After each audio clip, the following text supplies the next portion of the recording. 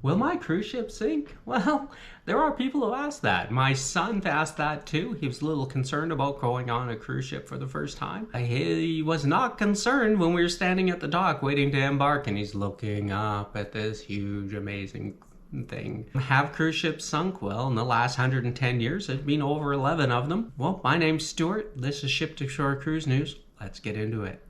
Anyway, as I was saying, in the last 110 years, there's been about 11 cruise ships that have sank. Some of the most famous ones are the Titanic or the Costa Concordia.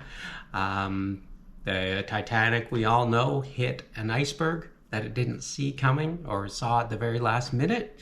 And the Concordia was caused by crew error, captain and crew error, when they turned off all navigation warnings and attempted a close sail by off of Italy, and they ran aground about 300 meters offshore and ruptured the hull. So why don't cruise ships sink? Or why do they stay afloat? I mean, we've got the Wonder of the Seas that weighs just under 236,000 tons.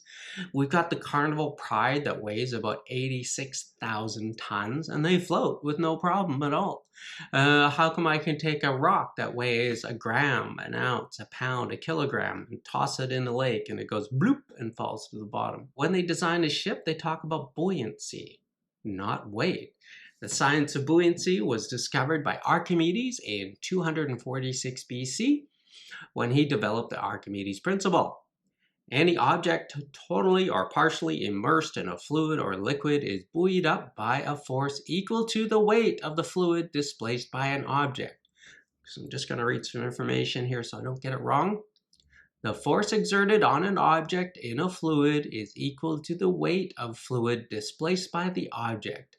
The force pushing up is called the buoyant force. Gravity pushes down on the object, its weight, which is determined by the object's mass. So the force exerted downward on the object by gravity is less than the buoyant force. The object will float. So why does a cruise ship float and a rock doesn't? Well, a cruise ship isn't just a big chunk of steel. It has compartments full of fuel, air, and other things that are less dense than water. That's why it keeps floating. The average density of the total volume of the ship and everything inside it, including the air, must be less than the same amount of water. As a ship is set into water, it pushes down and displaces an amount of water equal to its weight. The closer the total density of the same volume of water, the greater the amount of ship that will be in the water. Now, if the average density of the ship is greater than the density of the water, then the ship will sink beneath the surface of the water. Just think about a log weighing several hundred pounds. It floats on water. The log is less dense than the water. So, in other words, a cruise ship, yes, it might be heavy, but it has many compartments full of stuff that is lighter than water, or less dense than water. So you've got air, which is less dense than water. You have fuel that will float on top of the water, so it's less dense than the water.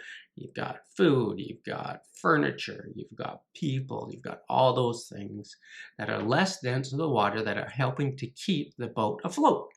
Hopefully that makes sense. Okay, so now we know the science. Let's talk about how engineers achieve this. Well, first of all, engineers know that the secret is to click the like button so that you can keep all the cruise ships afloat. Also, to keep them rocking back and forth, it's a good idea to hit the subscribe button as well. And that should be somewhere down in the corner of the video. Anyway, cruise ships must be made of sturdy, lightweight materials that are denser than water, such as extra strength steel. Plus, these materials must be used in a design allowing them to displace the water prior to being submerged.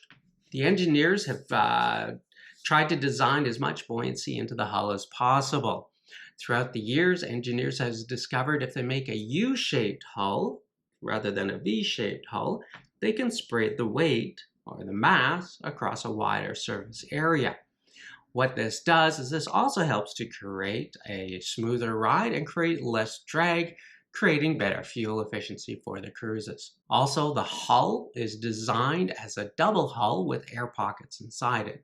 So you've got basically two hulls with a gap between the pieces where there's going to be air trapped inside it. Also, the cruise ship inside will create airtight chambers as well, just in case that outer hull gets punctured in some way. That way the cruise ship will still stay afloat. Now hopefully we have an understanding of why cruise ships don't sink. Let's talk why they don't tip over. Well, on a cruise ship, if you'll notice, the engine's down at the bottom, all the storage is down at the bottom, all the entertainment venues and all the restaurants and where places people are going to congregate are lower down at the bottom as well, creating more weight down on the lower levels of the ship. As you go up the ship, there'll be less and less amenities until you reach the top. But when you reach the top, to the area where the buffet is perhaps, or the pool deck, you'll notice that there's less and less infrastructure. There's less building, there's less rooms, more wide open spaces to accommodate for those larger weight-bearing areas, I guess you could say. So that would create a situation where the ship is lighter at the top and heavier at the bottom. And as the wind blows towards the top of the ship, because the weight is at the bottom, it's going to want to try to keep steady and straight up and down. Are you going to feel some side-to-side motion? Probably. I think I have in every ship I've been on. But it's not a constant side-to-side motion, and it's been in very certain situations where more or less you sit there and go, are we moving? I think we're moving a little bit. Anyway, that's the information for that.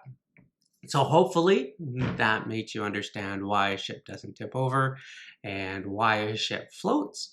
Hopefully this all makes sense to you as well. If you have any comments or questions, please ask them below. Perhaps I can provide links to more information about buoyancy and why we don't tip over. As a little bonus for staying to the end, I've got a little secret for you.